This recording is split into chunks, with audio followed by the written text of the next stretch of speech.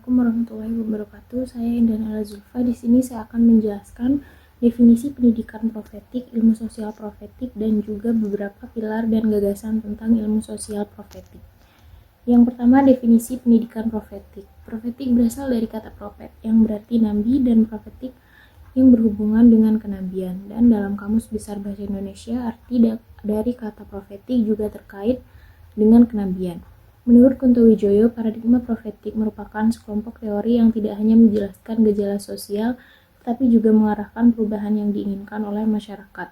Perubahan tersebut seharusnya didasarkan pada cita-cita humanisasi, emansipasi, liberasi, dan transendensi yang merupakan misi historis dalam Islam.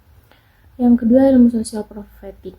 Kunto Wijoyo mengemukakan bahwa ilmu sosial profetik adalah ilmu yang tidak hanya menjelaskan fenomena sosial, tapi juga memberikan panduan tentang arah transformasi yang dilakukan, tujuannya, dan pihak-pihak yang terlibat. Yang ketiga, beberapa pilar dan gagasan tentang ilmu sosial profetik. Yang pertama, humanisasi yang merupakan interpretasi kreatif dari amar ma'ruf, artinya mendorong atau menegakkan kebaikan. Yang kedua, liberasi yang merupakan pemaknaan kreatif dari nahi mungkar. Liberasi dalam ilmu sosial profetik berhubungan dengan prinsip-prinsip sosialisme seperti marxisme, komunisme, teori ketergantungan, dan teori pembahasan. Yang ketiga, ada transendensi yang menjadi dasar bagi kedua unsur lainnya.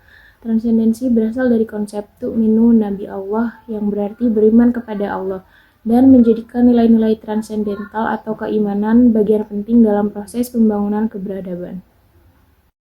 Baik, saya di sini akan menjelaskan tentang paradigma Islam tentang transformasi sosial. Paradigma Islam tentang transformasi sosial menekankan hubungan timbal balik antara struktur sosial, budaya, dan kepemimpinan umat.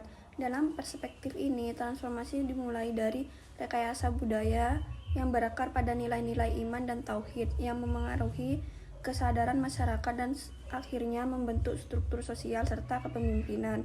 Islam menempatkan umat sebagai subjek aktif dalam perubahan sosial dengan kepemimpinan yang bersumber dari nilai-nilai normatif dan kesadaran kolektif.